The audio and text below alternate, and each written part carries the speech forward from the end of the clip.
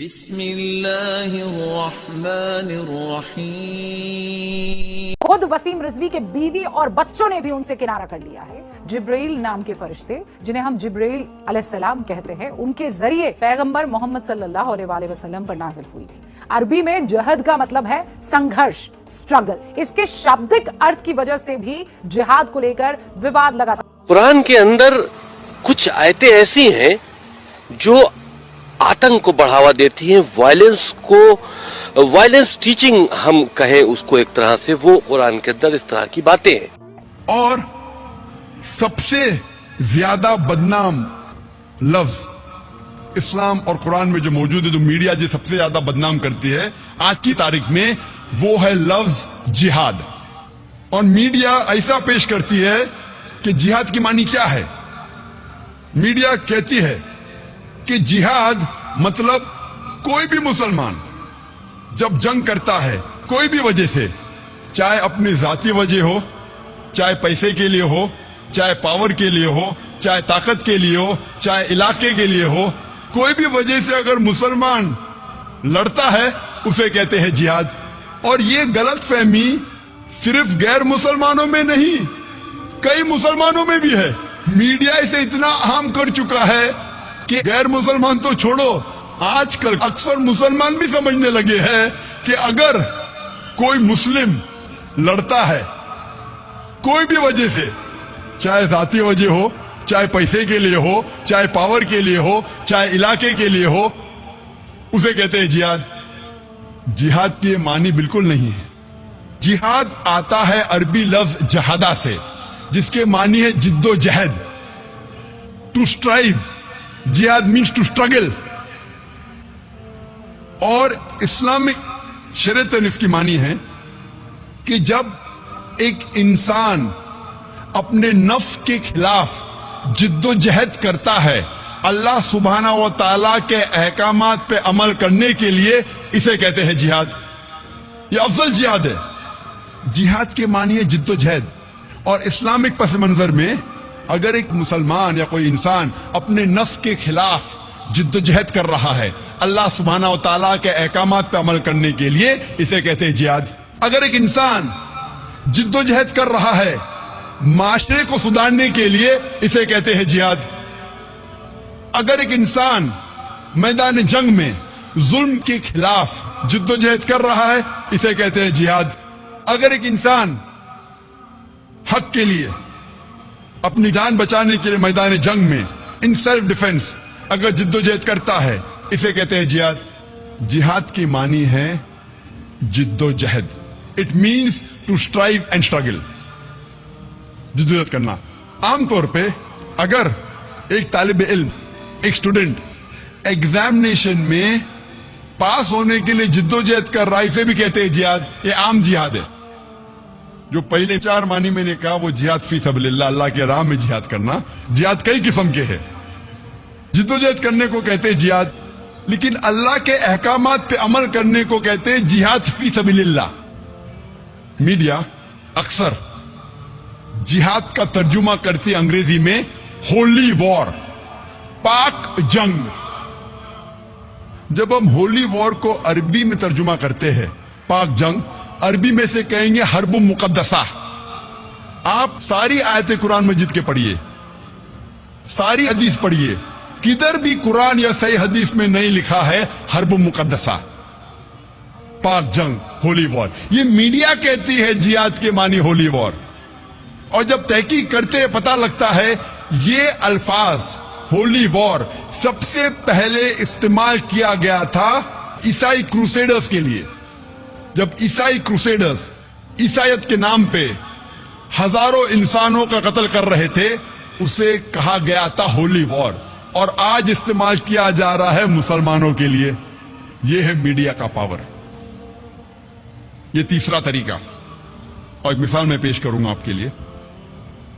9/11 کے بعد، 9/11 کے بعد، 2001 ٹوین ٹاور کے بمبارڈمنٹ کے بعد، 2 سال بعد میں یو ایس اے گیا، لاس اینجلس، 2003 میں۔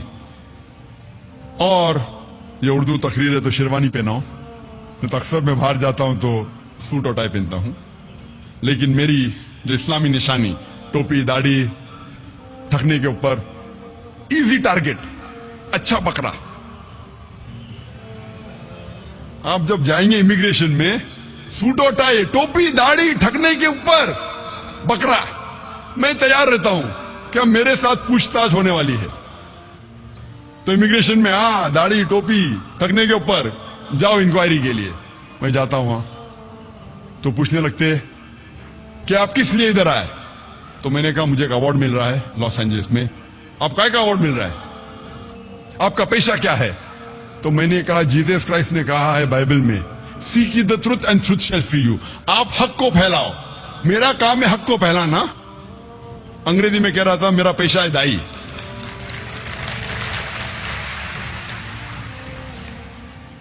वाकया तो बहुत बड़ा है, समय कम होने की वजह से मैं मेन मौजू पे आऊंगा, जिहाद के मौजू पे आऊंगा। जब मैं जाता हूं कस्टम में, तो मैं जानबूझ के कहता हूं कि मैं आ रहा हूं इस्लामिक कॉन्फ्रेंस के लिए। मैं कुछ झूठ नहीं बोलता हूं। इस्लामिक कॉन्फ्रेंस, दाढ़ी, टोपी।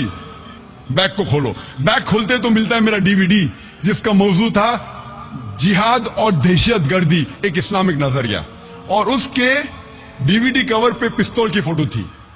तो कस्टम ऑफिसर खोलता है और कहता है क्या आप जिहाद में मानते हैं। मैंने कहा बेशक मैं जिहाद में मानता हूं। ईसा अलैहिस्सलाम कहते हैं कि जिद्दोजहद करो, तो मैं जिहाद में मानता हूं। ईसा अलैहिस्सलाम कहते हैं बाइबल में जिद्दोजहद करो। नहीं नहीं नहीं नहीं, मेरा मतलब क्या आप जिहाद में मानते, लड़ाई झगड़े में मानते। मैंने कहा बाइबल में पढ़िए, बाइबल में लिखा है, book of Exodus chapter number 22 verse number 18 से 20, book of Exodus chapter number 32 verse number 27 और 28 में लिखा है कि लड़ाई करो, झगड़ा करो। बुक ऑफ नंबर्स में पढ़िए आप, चैप्टर नंबर 31 वर्स नंबर 1 से 18, इसमें लिखा है कि लड़ाई करो, झगड़ा करो। ईसा अलैहिस्सलाम खुद कहते हैं गॉस्पेल ऑफ ल्यूक में चैप्टर नंबर 19 वर्स नंबर 27 में, और gospel of Luke chapter number 22 में वर्स नंबर 36 में ईसा अलैहिस्सलाम कहते हैं ये तलवार लो और जाके लड़ो। तो वो मुझे कस्टम ऑफिसर बोलता है वो कह रहे थे क्या गलत लोग के खिलाफ लड़ो। तो मैं भी वही लड़ाई में मानता हूं, गलत लोग के खिलाफ या अच्छे लोग के खिलाफ कहां मैं कहता हूं लड़ाई करना चाहिए। फौरन माशाअल्लाह 8-10 कस्टम ऑफिसर इकट्ठा हो गए और पूछने लगे sir can we ask you one more question. जो भी सवाल करता था मुझसे, मैं उससे बाइबल के हवाले से जवाब देता था। फौरन एक सवाल जवाब का सेशन शुरू हो गया। Sir can we ask you one more question, जनाब क्या मैं आपसे और एक सवाल पूछ सकता हूं। तो मैंने मेरे मेजबान से कहा फोन करके, आप डरिए मत, मैं जरा दावा कर रहा हूं। तो मेजबान घबरा जाएगा कि जाकिर 1 घंटा हो गया अभी तक बाहर निकला क्यों नहीं। मेरा पेशा है दावत देना, मैं दाई हूं। उसी तरीके से जब हिंदुस्तान में जब मैं बात करता हूं जिहाद के बारे में, जो मास्टर की फॉर दावा है, सारे तालों को खोलने वाली चाबी, सूरह अल इमरान सूरह नंबर 3 आयत नंबर 64, तालो इला कलिमतिन सवाइम बैना बैनकुम, आओ उस बात की तरफ जो आप और हम में यकसा है। तो जब हिंदुस्तान में जब मीडिया, जब हिंदुस्तान के पुलिस ऑफिसर या हिंदुस्तान का मीडिया जब मुझसे कहता है कि ये कुरान में कितनी लड़ने के आयत है, कितनी झगड़ने के आयत है, तो मैं उनसे कहता हूं आप अगर महाभारत पढ़ेंगे, महाभारत में कई गुना ज्यादा श्लोक और मंत्रा है लड़ने और झगड़ने के, कुरान के तो कई गुना ज्यादा है। आप कुरान और महाभारत का मुताला करेंगे तो महाभारत में कई गुना ज्यादा लड़ने और झगड़ने के मंत्रा श्लोक है। तो हिंदू मुझसे कहता है लेकिन जाकिर ये तो हक और बातिल के दरमियान लड़ाई है। तो मैं कहता हूं कुरान में भी हक और बातिल के दरमियान लड़ाई है। तो हिंदू मुझसे कहता है अगर ये बात है तो मैं कुरान से कोई गिला शिकवा नहीं। तो अगर आपको इस्लाम की दावत पेश करना है तो सूरह अल इमरान सूरह नंबर 3 आयत नंबर 64, तालो इला कलिमतिन सवाइम बैनना व बैनकुम, आओ उस बात की तरफ जो आप और हम में यकसा है।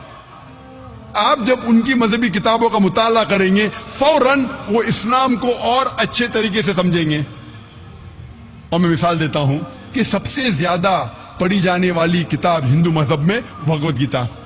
भगवत गीता में लिखा है अध्याय नंबर 1 में chapter number 1 verse number 43 to 46 में, जब अर्जुन कहते हैं श्री कृष्ण से, भगवत गीता एक मशवरा है श्री कृष्ण जो अर्जुन को दे रहे हैं मैदान जंग में।